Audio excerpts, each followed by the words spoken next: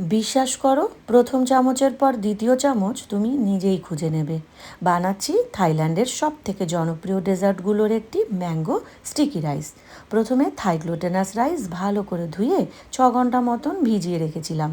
তারপর একটি ভেজা সুতির কাপড়ের ওপর চাল ছড়িয়ে 30 থেকে 35 মিনিট স্টিম করে নিলাম। এদিকে আনসুইটেন কোকোনাট মিল্ক, লবণ আর চিনি মিশিয়ে শুধু হালকা গরম করেছি। চিনি গলে গেলেই নামিয়ে নিয়েছি, কারণ এটি একদমই ফুটতে দেওয়া যাবে না। এবার স্টিম থেকে নামানো গরম ভাতের উপর এই কোকোনাট মিল্ক মিশিয়ে 30 মিনিট ঢেকে রেখে দাও, যাতে প্রতিটি দানা সেই মোলায়েম নারকেলের স্বাদ সুন্দরভাবে শুষে নিতে পারে। এরপর আবারও কোকোনাট মিল্ক দিয়ে তাতে আবারও লবণ আর চিনি দিয়ে গরম করে নিলাম। চিনি গলে গেলে জলে গুলে নেওয়া কর্নফ্লাওয়ার মিশিয়ে দিলাম। সসটা হালকা ঘন হলেই নামিয়ে নিতে হবে, আর খেয়াল রাখতে হবে এটাও কিন্তু একদমই ফুটতে দেওয়া যাবে না।